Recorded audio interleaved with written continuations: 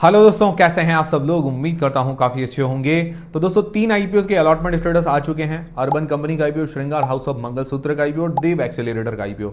अब दोस्तों 17 सितंबर को वेडनेसडे को इन तीनों आईपीओ की लिस्टिंग है। तो लिस्टिंग डे पर स्ट्रैटेजी क्या होनी चाहिए, मतलब इनको होल्ड करना चाहिए या लिस्टिंग गेंस लेकर एग्जिट हो जाना चाहिए, वो हम जानेंगे इस वीडियो के अंदर। तो सबसे पहले तीनों आईपीओ की अगर लिस्टिंग डेट देखें तो 17 सितंबर वेडनेसडे को, मतलब बुधवार को ये शेयर मार्केट के अंदर लिस्ट हो जाएंगे। 9 बजे मार्केट खुलता है, 10 बजे आईपीओ की लिस्टिंग होती है और उससे पहले 9:45 तक या 9:35 तक आप प्री मार्केट के अंदर ऑर्डर लगा सकते हैं। मतलब जिसको पहले सेल करना, बाय करना, वो कर सकते हैं। और कैसे करते हैं तो आप सर्च कीजिए IPO pre market order Jayesh Khatri लिखकर, आपको यूट्यूब पर वीडियो मिल जाएगा।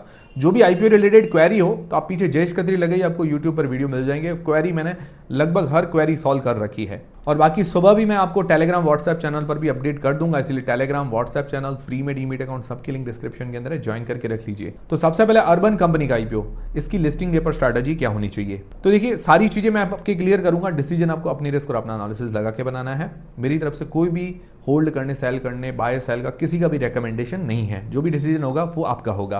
तो सबसे पहले एक अंदाजन लिस्टिंग प्राइस जानते हैं। तो 103 रुपए के आसपास तो हमें अलॉट हुआ है और जीएमपी थोड़ी इसकी डाउन हुई है। पहले 60-70% के आसपास चली गई थी, अभी थोड़ी 45-50% के बीच में आ गई इसकी जीएमपी।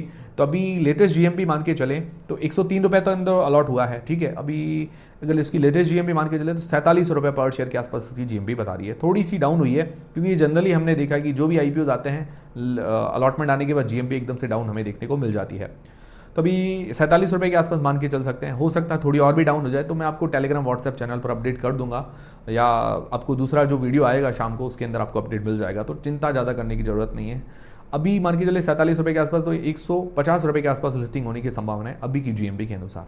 ठीक है, बट हम थोड़ा मार्जिन भी लेके चलते हैं तो 145 से 170 रुपये के बीच में लिस्टिंग हो सकती है। जैसा मार्केट अभी इस तरह से सही रहा तो, बस मार्केट में कुछ गड़बड़ होती है, अचानक कुछ डिमांड आती है या डाउन चला जाता है तो वो एक अलग चीज़ होती है।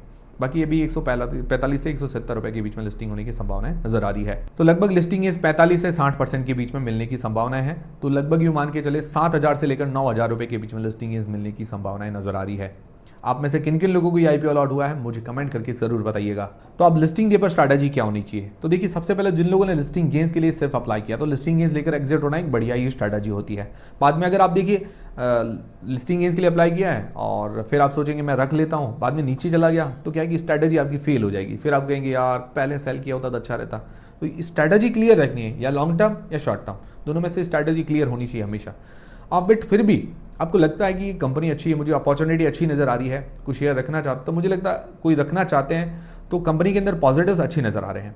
हाँ भाई, आपको लगता है कि भाई कुछ शेयर रखते हैं लॉन्ग टर्म के लिए, तो कोई मुझे लगता नहीं कि ज़्यादा दिक्कत वाली बात नज़र आ रही है। फिर लॉन्ग टर्म के लिए जो लोग रखना चाहते हैं तो पॉजिटिव्स और नेगेटिव्स देख लेते हैं। पॉजिटिव में सबसे अच्छा ये चीज़ लगी कि यूनिक सेक्टर है। अभी ये देखिए घर पे प्लम्बिंग सर्विस है, क्लीनिंग सर्विस है, ऑनलाइन देती है। अभी ऐसा कोई सर्विस वाला है नहीं कंपनी, तो ये पहली कंपनी लिस्टेड होने जा रही है। कोई भी पेयर कंपटीटर नहीं है, इसके लिए बेनिफिट है। मार्केट बहुत बड़ा है, अभी इसने सिर्फ मार्केट कैप्चर किया 1% से भी कम का मार्केट है इसके पास। क्योंकि जनरली देखिए आप सर्विसिंग वगैरह करवानी तो लोकल किसी के पास जाएंगे, उसके बाद सर्विस करवा देंगे, या साफ़ सफाई करवानी हो तो लोकली कहीं पे जाके साफ़ सफाई किसी को पकड़ के लाएंगे, साफ़ सफाई करवाएंगे। ये जनरली यही चलता है इंडिया के अंदर। तो अभी इसका मार्केट शेयर तो 1% से कम है। अपॉर्चुनिटी है फ्यूचर में, क्योंकि लोगों की जो मेंटलिटी है आजकल सारी चीज़ें ऐप पे ऑनलाइन करते हैं, तो उस कारण इसकी मतलब डिमांड रह सकती है। बाकी इसी साल प्रॉफिट के अंदर आई है, इसकी बेनिफिट है इसके लिए, और मार्जिन इसके 19% के आसपास है, काफ़ी अच्छे मार्जिन हैं और ऑलमोस्ट डेट फ्री कंपनी है, ये काफ़ी अच्छी बात है। और एसेट लाइट मॉडल है, कोई इतना ज़्यादा कोई खर्चा नहीं है अभी मतलब ऐसे बिजनेस के अंदर। ज़्यादा से ज़्यादा क्या करते हैं कि आईटी डिपार्टमेंट चाहिए, मतलब कंप्यूटर, क्लाउड, मतलब वो सारी चीज़ें चाहिए, उसके अलावा ज़्यादा कोई खर्चा नहीं है। और अभी 3 कंट्रीज़ के अंदर फैला हुआ है, 51 सिटीज़ के अंदर फैला हुआ है ये, और फ्रेश इशू का उपयोग कंपनी को एक्सपेंड करने के अंदर कर रही है। तो ये इसके कुछ पॉजिटिव्स हो जाते हैं। नेगेटिव्स क्या है, नेगेटिव्स ऐसा विशेष तो कुछ नहीं, बट इस साल प्रॉफिट के अंदर आई है तो 1-2 साल अपने को प्रूव करने में लगेंगे। लगातार 2-3 साल प्रॉफिट के अंदर कोई भी कंपनी रहती है तो उसके लिए थोड़ा बेनिफिट रहता है, और थोड़ा हमारे लिए भी एक चिंता ज़्यादा नहीं रहती कि भाई हाँ रिस्क फ्री काम लगता है। अभी 1-2 साल इसको प्रूव करने में लगेंगे। बाकी वैल्यूएशंस मुझे ओके लगी। वैल्यूएशन सस्ती नहीं है, प्राइस टू बुक वाइज या प्राइस टू अर्निंग्स रेशियो के हिसाब से देखें तो वैल्यूएशन थोड़ी और सस्ती करते तो बढ़िया रहता। बाकी ओवरऑल मार्केट कैप अगर देखें तो 14,000 करोड़ रुपए का है, 14,700 करोड़ रुपए के आसपास इस प्राइस बैंड पर। तो इतना ज़्यादा रिस्क नहीं है, मतलब बहुत छोटा मार्केट कैप होता है ना तो ज़्यादा रिस्क रहता है। तो ग्रोथ पॉइंट ऑफ व्यू से देखें तो ठीक है, और ज़्यादा रिस्क भी इतना ज़्यादा नज़र नहीं आ रहा है, ठीक है। बाकी ओवरऑल इसके अंदर पॉजिटिव्स ज़्यादा है, ग्रोथ अपॉर्चुनिटी मतलब नज़र आ रही है। लॉन्ग टर्म के हिसाब से मुझे तो पर्सनली इसके अंदर इंटरेस्ट आ रहा है। बाकी आप लोगों की क्या राय है और आप लोग क्या करेंगे वो मुझे कमेंट करके ज़रूर बताइएगा। और उम्मीद करता हूँ ये वीडियो देखने के बाद आपके डाउट्स जरूर क्लियर होंगे। डाउट्स क्लियर हुए हैं तो कमेंट करके बताइएगा, नहीं भी क्लियर हुए तो भी मुझे ज़रूर बताइएगा, ताकि मुझे भी पता चले कि भाई हाँ हेल्प हो रहा ही नहीं हो रही है। बाकी जो भी आप डिसीजन बनाएं अपनी रिस्क अपना एनालिसिस लगा के बनाएं। फिर दोस्तों श्रृंगार हाउस ऑफ मंगलसूत्र का आईपीओ, तो इसकी लिस्टिंग प्राइस अंदाजन क्या हो सकती है, अंदाजा ही है तो 165 रुपये के अंदर अलॉट हुआ है हमें, ठीक है। इसकी अलॉटमेंट प्राइस है 30 रुपये के आसपास जीएमपी बरकरार है, काफ़ी टाइम से देख रहा हूँ इसकी जीएमपी लगातार बरकरार है। तो 195 रुपये के आसपास लिस्टिंग होने की संभावनाएं नजर आ रही है। बाकी मान लो थोड़ा बहुत मार्केट ऊपर नीचे रहता है तो एक रेंज भी लेके चल लेते हैं, तो 185 से 200 रुपये के बीच में लिस्टिंग होने की संभावनाएं नजर आ रही है। मतलब ये हो सकता है अगर मार्केट सही रहता है तो, मार्केट ज़्यादा कुछ खराब रहा या अच्छा रहा तो वो अलग चीज़ है। लगभग 15 से लेकर 20% के बीच में लिस्टिंग मिलने की संभावना है, 2200 से 3000 रुपये के बीच में, ये ठीक है। अब लिस्टिंग डे पर स्ट्रैटेजी क्या होनी चाहिए, तो देखिए लिस्टिंग गेंस के लिए अगर आपने अप्लाई किया तो लिस्टिंग गेंस लेकर एग्जिट होना एक बढ़िया ही स्ट्रैटेजी होती है। बाकी डिसीजन तो आपको बनाना है कि आपको क्या करना है। बाकी लॉन्ग टर्म के लिए जिन लोगों ने अप्लाई किया तो पॉजिटिव्स और नेगेटिव्स दोनों ही देख लेते हैं। तो पॉजिटिव में ये कि गोल्ड सेक्टर से है, गोल्ड सेक्टर डिमांडिंग रहता है, कंपिटिटिव बिजनेस भी है बट डिमांडिंग भी है। पर उसके अंदर इसकी खास बात है कि मंगलसूत्र मैन्युफैक्चर करती है, इसके लिए थोड़ा बेनिफिट हो जाता है, थोड़ा हटके हो जाती है कंपनी। रेवेन्यू प्रॉफिट के अंदर अच्छी ग्रोथ है, हर साल प्रॉफिट मार्जिन भी बढ़ रहे हैं, हालांकि मार्जिन कम है पर हर साल थोड़ा थोड़ा बढ़ रहे हैं, एक डिसेंट मार्जिन है इसके पास। ROE ROC वगैरह बढ़िया है, क्लाइंट बेस इसके पास अच्छा है, बड़े बड़े क्लाइंट्स है इसके पास, पूरा का पूरा फ्रेश इश्यू है, कंपनी की ग्रोथ में पैसा काम में आने वाला है, काफ़ी अच्छी बात है। नेगेटिव्स क्या है, नेगेटिव्स में एक चीज़ ये कि डेट थोड़ा सा हाई है, डेट टू इक्विटी रेशियो 0.61 का निकल कर आता है, जो कि थोड़ा सा मुझे ज़्यादा लगा। हालांकि कंट्रोलेबल है बट थोड़ा सा ज़्यादा है। IPO के पैसे से कोई भी डेट पे नहीं करी, थोड़ा पे करना चाहिए था, अच्छी बात लगती, क्योंकि छोटे स्तर पर है अभी कंपनी, तो क्या कि डेट फ्री हो जाए, फाइनेंशियल मजबूत हो जाए तो बढ़िया रहता है, रिस्क कम रहता है। बाकी वैल्यूएशंस मुझे ओके लगी, इतने ज़्यादा सस्ती लगी नहीं, तो ये दो मुझे थोड़े से नेगेटिव लगे। उसके अलावा बैलेंस्ड है, एक अट्रैक्शन तो है इसके अंदर। बाकी अगर बात करेंगे अर्बन कंपनी और श्रृंगार हाउस ऑफ मंगलसूत्र के अंदर, तो मुझे अर्बन कंपनी थोड़ी सी ज़्यादा अट्रैक्टिव नज़र आ रही है, क्योंकि इसके अंदर क्या है कि थोड़ा कंपटीशन ज़्यादा है, ओवरऑल अगर देखा जाए कंपटीशन ज़्यादा है। बाकी यूँ है कि ख़राब भी नहीं है, बाकी अच्छी मैंने पॉजिटिव्स इसके अंदर ज़्यादा नज़र आ रहे हैं। बाकी आप लोग क्या करने वाले हैं वो मुझे कमेंट करके ज़रूर बताइएगा। हाँ, थोड़ा आपको कन्फ्यूज़न है कि भाई मुझे रखना है, कुछ भी पॉजिटिव्स के अंदर है तो थोड़ा सेल थोड़ा बाय, इस तरह की भी स्ट्रेटजी अपना सकते हैं। पर्सनली मैंने तो इसके अंदर लिस्टिंग गेंस के हिसाब से ही सोचा था। बाकी आप जो भी डिसीजन बनाए अपनी रिस्क अपना एनालिसिस लगा के बनाएं।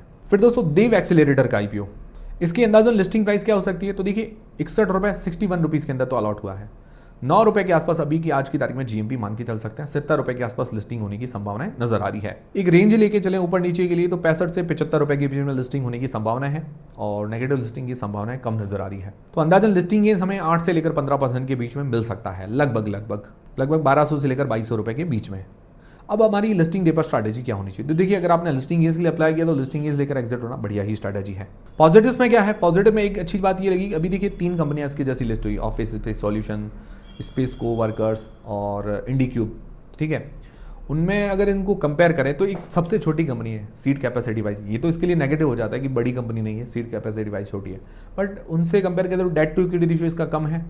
और वो 2 कंपनियां जो है स्पेस वर्क और इंडिक्यूब, ये दोनों अभी तक लॉस के अंदर है। ऑफिस स्पेस सॉल्यूशन इसी साल प्रॉफिट के अंदर आई है, तो ये पिछले 2 सालों से प्रॉफिट के अंदर, ये थोड़ा सा इसके लिए एक एडवांटेज हो जाता है।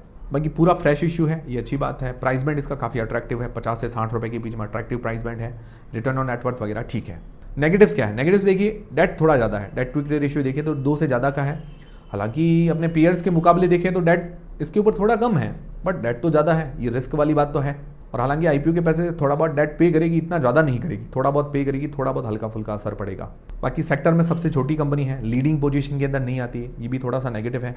ओवरऑल अगर देखा जाए, अगर डेट अगर ये अपना पे करती है तो एक अच्छी कंपनी नज़र आ सकती है, बट ये इसके साथ रिस्क बने हुए लॉन्ग टर्म में, तो थोड़ा मुझे लगता है रिस्क तो है इसके अंदर। बाकी पर्सनली मैंने भी इसके अंदर लिस्टिंग गेंस के लिए हिसाब से भी सोचा था, ज़्यादा लंबा सोचा नहीं था क्योंकि रिस्क इसके साथ बना हुआ था।